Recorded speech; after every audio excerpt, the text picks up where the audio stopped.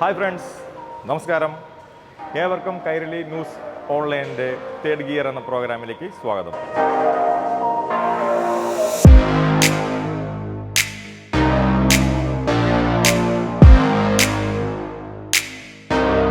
ഞാനിപ്പോൾ നിൽക്കുന്നത് ട്രിവാൻഡ്രം ശാഖയിലുള്ള ഫോർച്യൂൺ മലയാളം ഓട്ടോമൊബൈൽസ് MGയുടെ ഷോറൂമിലാണ്.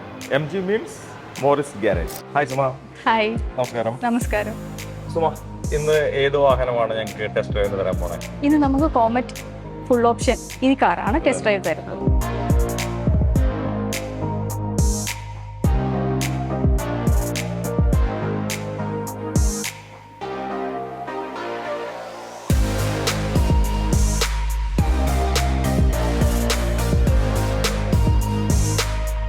എന്താണ് ഈ വണ്ടിയുടെ സ്പെഷ്യാലിറ്റി? ഇതാണ് ഇതിന്റെ സ്പെഷ്യാലിറ്റി. ഇത് കീയാണോ? കീ ആണ്.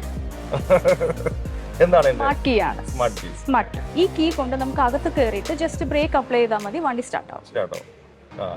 അകത്ത് കയറണമെന്നുണ്ടെങ്കിൽ നമുക്ക് വേറെ ഒന്നും ചെയ്യണ്ട, അൺലോക്ക് ചെയ്തിട്ട് കയറിയാൽ മതി. ഓക്കെ. അപ്പൊ നമ്മുടെ കയ്യിൽ ഇത് ഉണ്ടായാൽ മതി, കീ ഉണ്ടായിരുന്നാൽ മതി. എന്ത് ക്യൂട്ടല്ലേ. അതെ. ഇതിലെ തന്നെ ഏറ്റവും ചെറിയ ഇലക്ട്രിക് വെഹിക്കിൾ ആണ് കോമറ്റ്. ഇത് എത്ര വേരിയന്റ് വരുന്നുണ്ട്? ഇതിൽ 3 വേരിയന്റ്സ് വരുന്നുണ്ട്. അതിൽ ഏറ്റവും ഫുൾ ഓപ്ഷൻ ആണ് ഈ കിടക്കുന്നത്. അതിൽ ഫാസ്റ്റ് ചാർജിങ് വരുന്നതും ഉണ്ട്, ഫാസ്റ്റ് ചാർജിങ് ഇല്ലാത്തതും ഉണ്ട്. സെക്കൻഡ് ഓപ്ഷൻ മുതലാണ് ഫാസ്റ്റ് ചാർജിങ് സ്റ്റാർട്ട് ചെയ്യുന്നത്. ബേസ് മോഡൽ എന്ന് പറയുന്നത് എക്സിക്യൂട്ടീവ് ആണ്.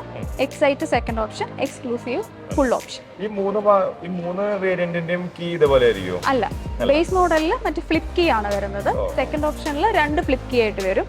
ഫുൾ ഓപ്ഷനിൽ മാത്രമേ നമുക്ക് ഈ കീ പ്രൊവൈഡ് ചെയ്യൂ.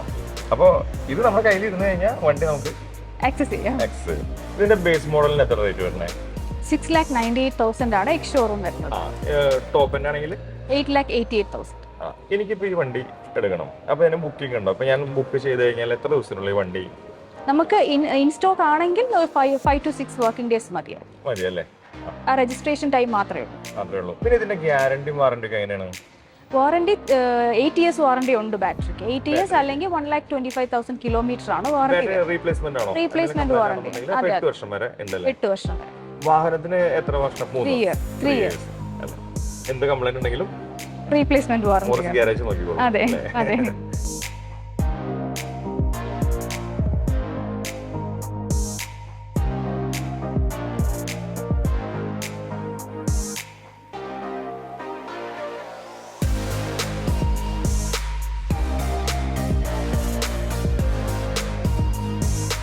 ഈ വാഹനത്തിന്റെ സൈഡിലെ ഡോറ് കൊടുത്തിരിക്കുന്നത് ഈ വാഹനത്തിനെക്കാട്ടും വലിപ്പത്തിലാണ് ഇതിന്റെ ഡോറ് കൊടുത്തിട്ടുള്ളത്. അതെന്തിനാണെന്ന് വെച്ചിട്ടുണ്ടെന്നുണ്ടെങ്കിൽ ബാക്കിൽ സീറ്റ് ഉണ്ടല്ലോ. ഇപ്പം നമ്മൾ പുറത്തുനിന്ന് കാണുമ്പോൾ ഒരു 2 സീറ്റർ വാഹനമായിട്ട് നമുക്ക് തോന്നുള്ളൂ, പക്ഷേ ഇത് ഒരു 4 സീറ്റർ വാഹനമാണ്.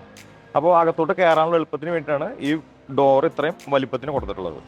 പിന്നെ ഡോറിനകത്താണെന്നുണ്ടെങ്കിൽ ഇപ്പോൾ സ്പീക്കർ പ്രൊവൈഡ് ചെയ്തിട്ടുണ്ട്.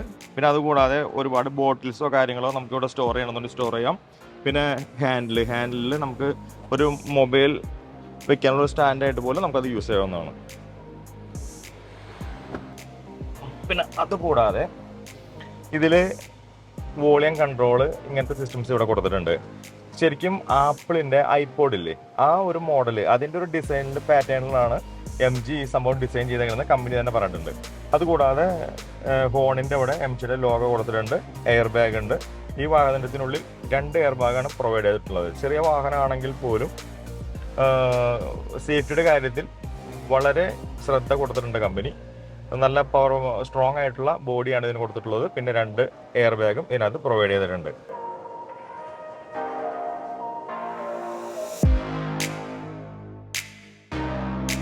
പിന്നെ ഇതിൽ കോമൺ ആയിട്ട് എല്ലാ വണ്ടിയിലും ഉള്ളത് തന്നെയാണ്, എന്നാലും ഇതിൽ പ്രത്യേകിച്ച് കണ്ടാ ഇവിടെ മിറർ കൊടുത്തിട്ടുണ്ട്. ഇപ്പം ഇതിലാണെങ്കിൽ പോലും ഇവിടെ ഒരു മിറർ പ്രൊവൈഡ് ചെയ്തിട്ടുണ്ട്. അതിനൊരു ക്യാപ്പും കൊടുത്തിട്ടുണ്ട്. ഇതിൽ മൊബൈൽ ചാർജ് ചെയ്യാനായിട്ടുള്ള ചാർജിങ് പോർട്ട് ഇവിടെയാണ് കൊടുത്തിട്ടുള്ളത്. ഇനി അത് കൂടാതെ എനിക്ക് എന്നെ അത്ഭുതപ്പെടുത്തിയൊരു കാര്യമുണ്ട്. ഇത് ഇവിടെ ഒരു 2 സ്വിച്ച് കൊടുത്തിട്ടുണ്ട്. ഇതിപ്പോൾ നമ്മൾ പ്രസ് ചെയ്യുകയാണെന്നുണ്ടെങ്കിൽ 2 ഹുക്ക് വരും. അപ്പോൾ എന്തെങ്കിലും ഐറ്റങ്ങൾ വാങ്ങിയിട്ട് ഇതിനകത്ത് തൂക്കിടാണെന്നുണ്ടെങ്കിൽ ഇതിനകത്ത് തൂക്കിടാം എന്നാണ് കമ്പനി പറയണത്. അതിന് ഉപയോഗമുണ്ടോ എന്ന് എനിക്കറിയില്ല. ഓക്കെ, ജസ്റ്റ് നമ്മൾ ഈ നോബ് ഇങ്ങനെ തിരിച്ചിപ്പോൾ ഡ്രൈവ് മോഡ്, റിവേഴ്സ് മോഡ്, ഈ 2 സ്വിച്ച് വരുന്നത് സൈഡ് ഇപ്പോൾ ഡ്രൈവറുടെ സൈഡിലാണെന്നുണ്ടെങ്കിൽ വിൻഡോ ഓപ്പൺ ചെയ്യാനാണെങ്കിലും കോ ഡ്രൈവർ സൈഡാണെങ്കിൽ വിൻഡോ ഓപ്പൺ ചെയ്യണമെന്നുണ്ടെങ്കിൽ നമുക്ക് ഈ സ്വിച്ച്, ഡ്രൈവർ സൈഡിലാണെന്നുണ്ടെങ്കിൽ നമുക്ക് സെപ്പറേറ്റ് ആയിട്ട് ഈ സ്വിച്ച് ചെയ്യാവുന്നതാണ്. ഇനി ബാക്ക് സൈഡിലെ പാസഞ്ചേഴ്സിന് അകത്തോട്ട് കയറണമെന്നുണ്ടെങ്കിൽ നമ്മുടെ ഈ സീറ്റ് നമ്മളൊന്ന് ഫ്രണ്ടിലോട്ട് ആക്കുക, തള്ളി വയ്ക്കുക, എന്നിട്ട് ഇതിനകത്തോട്ട് സിമ്പിളായിട്ട് നമുക്ക് കയറാം. ഇതിൽ ബാക്ക് സൈഡിൽ ഞാൻ കരുതിയത് വലിയ ഇരിക്കാൻ ഭയങ്കര ബുദ്ധിമുട്ടായിരിക്കും എന്ന് വിചാരിച്ചിരുന്നത്. പക്ഷെ ഒരുപാട് ലെഗ് സ്പേസ് ഉണ്ട്. ലെഗ് സ്പേസ് പറഞ്ഞാൽ ഒരുപാട് ലെഗ് സ്പേസ്, നല്ല ഗ്യാപ്പ് ഉണ്ട്. ഇതിൽ നല്ല കംഫർട്ട് എന്ന് പറഞ്ഞാൽ 2 പേർക്ക് ബാക്കിലിരുന്ന് സുഖമായിട്ട് യാത്ര ചെയ്യാം. സുഖമായിട്ടെന്ന് പറഞ്ഞാൽ സുഖമായിട്ട് യാത്ര ചെയ്യാം. എനിക്ക് ഭയങ്കര അത്ഭുതമാണ്. കാരണം പുറമേ നിന്ന് നോക്കുമ്പോൾ ഇത്ര ചെറിയൊരു വാഹനത്തിൻ്റെ ഉള്ളിൽ ഇത് എങ്ങനെയാണ് ഇത്ര പേർക്ക് സ്പേസ് ഉണ്ടാക്കിയെടുത്തേക്കണത് പറഞ്ഞാൽ മനസ്സിലാവും. അത് നിങ്ങൾ കണ്ട് തന്നെ മനസ്സിലാക്കണം. ഇനി കോമറ്റിൻ്റെ ഫ്രണ്ട് വശം നോക്കുകയാണെന്നുണ്ടെങ്കിൽ ഇതിൻ്റെ ബോണറ്റിനോട് ചേർന്നിട്ട് ഒരു സ്ട്രിപ്പ് ലൈറ്റ് കൊടുത്തിട്ടുണ്ട്. ഇതിന് DRL എന്ന് പറയാൻ പറ്റില്ല. DRL ആണെന്നുണ്ടെങ്കിൽ വണ്ടി സ്റ്റാർട്ട് ചെയ്യുമ്പോൾ പിന്നെ കത്തി കിടക്കും. ഇത് ഹെഡ് ലൈറ്റ് ഇടുമ്പോൾ മാത്രമേ ഇത് കത്തുള്ളൂ. ഒരു സ്ട്രിപ്പ് ലൈറ്റ്, നല്ല ഭംഗിയുള്ളൊരു സംഭവമാണ് അത് കൊടുത്തിട്ടുള്ളത്. പിന്നെ ഇതിൻ്റെ ഹെഡ് ലാമ്പ് വരുന്നത് LED ആയിട്ടാണ് വരുന്നത്. ബാക്ക് സൈഡിലുള്ള ടൈൽ ലാമ്പിൻ്റെയും ഈ ഹെഡ് ലാമ്പും ഒക്കെ ഒരേ പാറ്റേണിലാണ് അവർ കൊടുത്തിട്ടുള്ളത്. LED ബൾബാണ്. പിന്നെ ഇതിൻ്റെ ഉള്ളിലാണ് നമ്മുടെ ചാർജിങ് പോർട്ട് വരുന്നത്. ജസ്റ്റ് നമ്മളിവിടെ നിന്ന് പ്രസ് ചെയ്യുകയാണെന്നുണ്ടെങ്കിൽ അത് ഓപ്പൺ ആവും. ഇതിൻ്റെ ഉള്ളിൽ ഒരു ക്യാപ്പ് ഉണ്ട്. ഈ ക്യാപ്പ് ഓപ്പൺ ചെയ്തിട്ട് ഇതിൻ്റെ ഉള്ളിലോട്ടാണ് ചാർജ് ചെയ്യുന്നത്. ക്ലിപ്പുണ്ട്, അത് നമ്മൾ ജസ്റ്റ് ഒന്ന് ഓപ്പൺ ആക്കുകയാണെന്നുണ്ടെങ്കിൽ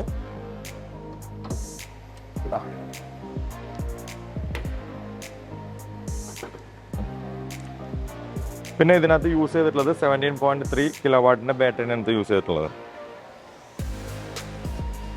ഓക്കെ. ഇനി എനിക്കൊരു ഡൗട്ട് ചോദിക്കാനുണ്ട്.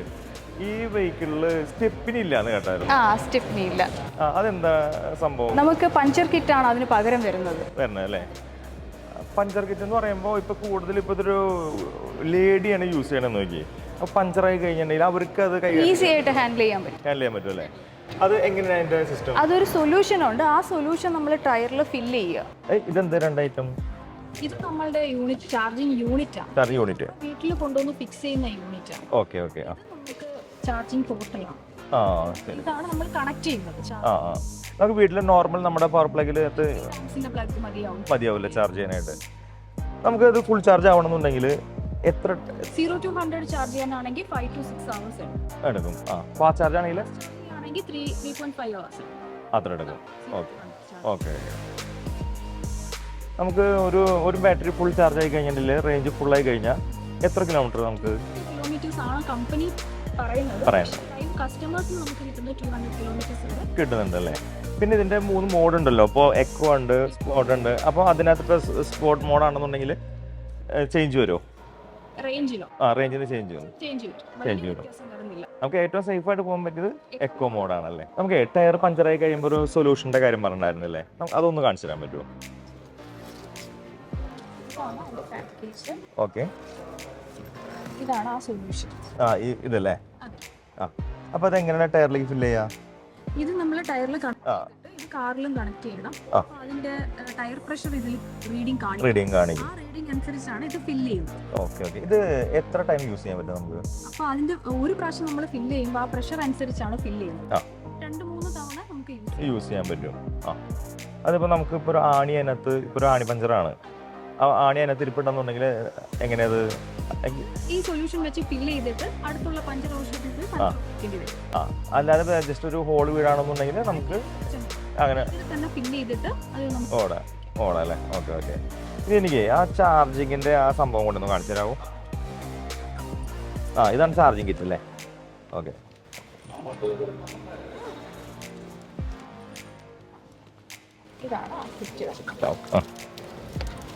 ഇത് നമ്മൾ കാറിൽ കണക്ട് ചെയ്യുന്ന ഗണ്ണാണ്. ഓക്കെ. അത് ഇതിന്റെ ക്യാപ്പ് അല്ലേ? ഇത് പ്ലഗ്. നമുക്ക് വീട്ടില് പവർ പ്ലഗിൽ നമുക്ക് കണക്ട് ചെയ്യാൻ പറ്റും. അപ്പൊ ഇത് ക്ലോസ് ചെയ്യാം അല്ലേ? ക്ലോസ്. ഇതിന്റെ റിവേഴ്സ് ക്യാമറ അല്ലേ? ഇത് ടോപ്പ് എൻഡിലാണോ അതല്ല ഫുൾ ഓപ്ഷനിൽ മാത്രമേ ഉള്ളൂ? അപ്പൊ അതിന് റിവേഴ്സ് ക്യാമറ വെക്കണമെന്നുണ്ടെങ്കിൽ പർച്ചേസ് ചെയ്യാം. അത് ഷോറൂമിൽ തന്നെ വെക്കണം. പുറത്ത് വെച്ച് കഴിഞ്ഞാൽ നമ്മൾ സജസ്റ്റ് ചെയ്യുന്നില്ല, ഷോറൂമിൽ തന്നെ ചെയ്യുന്നതായിരിക്കും നല്ലത്. അതുണ്ടെങ്കിൽ ഇൻഷുറൻസ് കാര്യങ്ങളൊക്കെ വാറണ്ടി ബ്രേക്ക് ആവും. ഓക്കെ. ഇപ്പോൾ എന്തെങ്കിലും ഒരു കാര്യങ്ങളൊക്കെ അറിഞ്ഞിട്ടുണ്ട്. ഇനിയിപ്പോൾ ഇതിൻ്റെ ഉള്ളിലുള്ള കാര്യങ്ങളൊക്കെ ഒന്ന് നോക്കാനായിട്ട് ഐശ്വര്യമായിട്ട് ആ താക്കോൽ തന്നെ ഞാൻ ടെസ്റ്റ് ഡ്രൈവിന് പോകായിരുന്നു.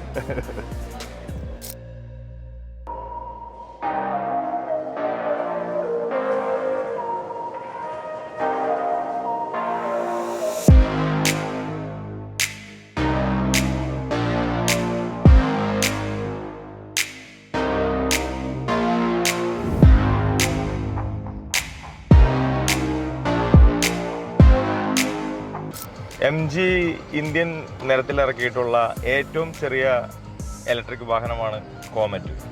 കോമറ്റിൻ്റെ ടോപ്പ് വേരിയൻ്റാണ് നമ്മളിപ്പോൾ ഉപയോഗിച്ചുകൊണ്ടിരിക്കുന്നത്. നമ്മളത് പുറമെ കാണുന്ന പോലെയല്ല. ഞാനും ഈ ടെസ്റ്റ് ഡ്രൈവ് ചെയ്യുന്നതിന് മുന്നേ ഞാൻ വിചാരിച്ചിരുന്നത് ഇത് ചെറിയൊരു വണ്ടിയാണ്. ഇപ്പോൾ ഞാൻ ഒരു ഇച്ചിരി ഹെവി ആയിട്ടുള്ളൊരു വ്യക്തിയാണ്, ഒരു 6 അടി ഹൈറ്റും ഉണ്ട്, ഇച്ചിരി വണ്ണമുണ്ട്. അപ്പോൾ എനിക്കൊന്നും ഇത് യൂസ് ചെയ്യാൻ പറ്റില്ല എന്നാണ് ഞാൻ വിചാരിച്ചിരുന്നത്. പക്ഷെ ഇതിൻ്റെ ഉള്ളിൽ കയറി കഴിഞ്ഞാലാണ് ഇതിൻ്റെ ആ ഒരു സ്പേഷ്യസ് ആയിട്ടുള്ള ഒരു എന്താ പറയുക, ആ ഡ്രൈവിംഗ് എക്സ്പീരിയൻസ് മനസ്സിലാക്കണമെങ്കിൽ നിങ്ങൾ തീർച്ചയായിട്ടും ടെസ്റ്റ് ഡ്രൈവ് ചെയ്യണം. നമ്മൾ ഒരു തെറ്റിദ്ധാരണയുണ്ട്, ഈ വണ്ടി ഭയങ്കര കോമ്പാക്റ്റ് ആണ്, നമുക്ക് സ്പേസ് ഉണ്ടാവില്ല എന്നുള്ളൊരു ചിന്താഗതി ഉണ്ട്. എൻ്റെ സുഹൃത്തുക്കളാണെങ്കിലും പറയണ്ട, ഇത് എന്ത് വണ്ടിയാണ് പോണേ എന്നുള്ള രീതിയിൽ പറഞ്ഞിട്ടുണ്ട്. അപ്പോൾ ഞാനും വിചാരിച്ചിരുന്നത് അങ്ങനെ തന്നെയാണ്.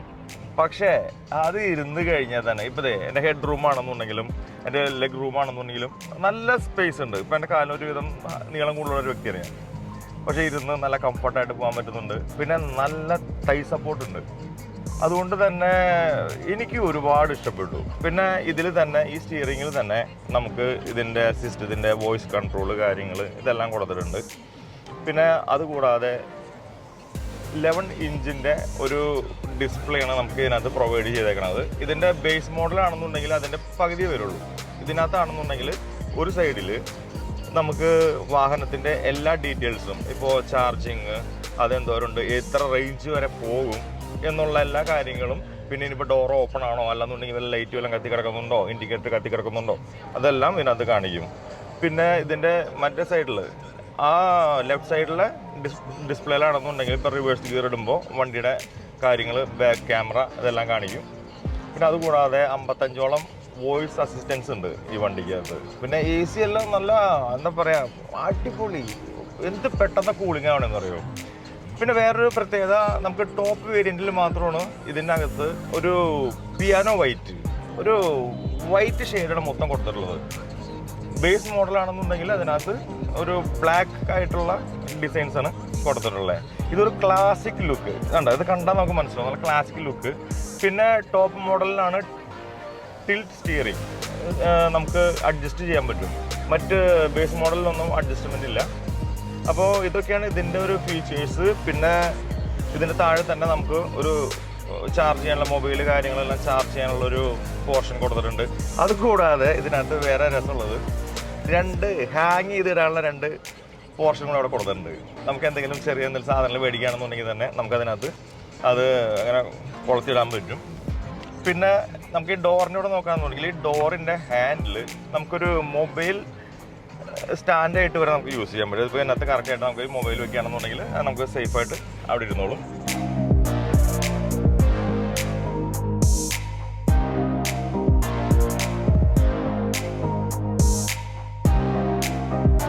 ഇപ്പോൾ നമ്മുടെ ഈ ടോപ്പ് വേരിയൻറ്റിൽ വരുമ്പോൾ ഇപ്പോൾ ഈ വണ്ടിയിലില്ല, ഇനി വരുന്നില്ല എന്ന് വെച്ചിട്ടുണ്ടെങ്കിൽ ഓട്ടോ മിറർ ഫോൾഡിംഗ് ആണ് വരുന്നത്. ഇതിപ്പോൾ മാനുവലാണ്.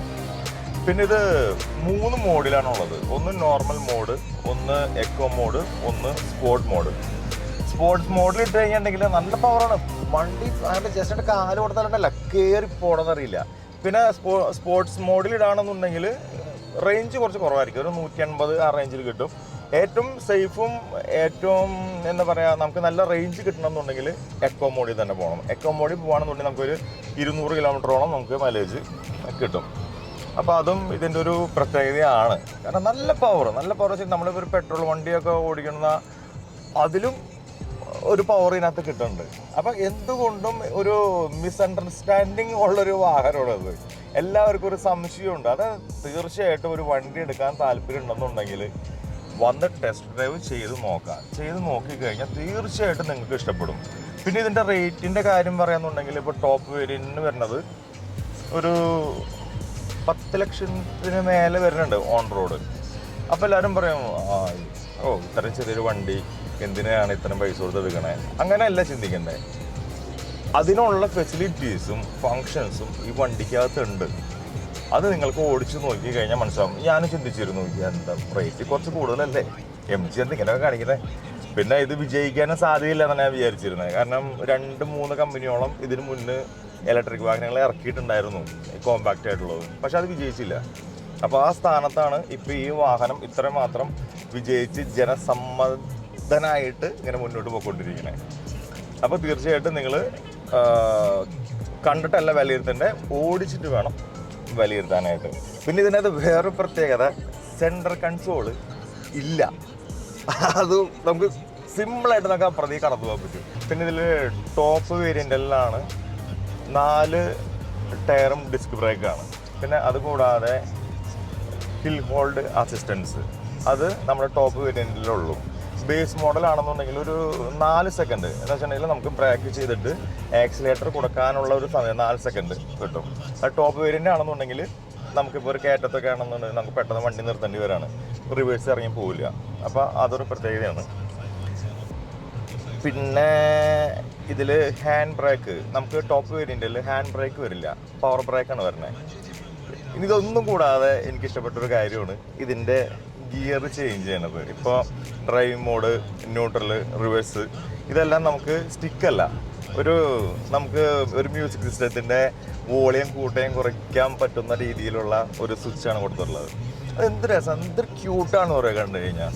ഇപ്പോൾ ഇത് തന്നെ കണ്ടില്ലേ, നമ്മളിപ്പോൾ സ്റ്റിയറിങ്ങുമ്പോൾ ഈ വോയിസ് കൺട്രോൾ എല്ലാം കൊടുത്തേക്കണത് ഒരു ആപ്പിളിൻ്റെ ഐപോഡ് അതിൻ്റെ സെയിം പാറ്റേണിലാണ് കൊടുത്തിട്ടുള്ളത്. അതും ഒരു പിയാനോ വൈറ്റ്, എന്താ രസം കാണാൻ. അപ്പോൾ ഇതൊക്കെയാണ് ഇപ്പോൾ നമ്മുടെ ടോപ്പ് വേരിയൻറ്റിൽ വരുന്ന കാര്യങ്ങൾ. പിന്നെ ഇതിൽ 2 ടൈപ്പ് ചാർജിങ് ഉണ്ട് വരുന്നത്. അതിനകത്ത് ഒന്ന് 3.3ഉം ഒന്ന് 7.4ഉം. ഫാസ്റ്റ് ചാർജിങ് വരുന്നത് 7.4 ആണ്. 7.4 എന്ന് പറയുമ്പോൾ 1 to 100 ഒരു 3 മണിക്കൂർ കൊണ്ട് നമുക്ക് 1 to 100 നമുക്ക് ചാർജിങ് ആവും. ഇനി നോർമൽ ആണെന്നുണ്ടെങ്കിൽ നമുക്കൊരു 7 hours കൊണ്ട് നമുക്ക് ചാർജിങ് ആവും. പിന്നെ ഒരു ഫുൾ ചാർജിൽ 230 കിലോമീറ്ററാണ് കമ്പനി അവകാശപ്പെടുന്നത്. അതിപ്പോൾ ഒരിക്കലും കിട്ടില്ല. കാരണം ഏതൊരു കമ്പനി, ഇപ്പോൾ മറ്റ് പെട്രോൾ വാഹനമാണെങ്കിലും ഡീസൽ വാഹനമാണെങ്കിലും കമ്പനി പറയുന്ന അത്രയും മൈലേജ് നമുക്ക് കിട്ടത്തില്ല, അതിൽ കുറച്ച് കുറവായിരിക്കും.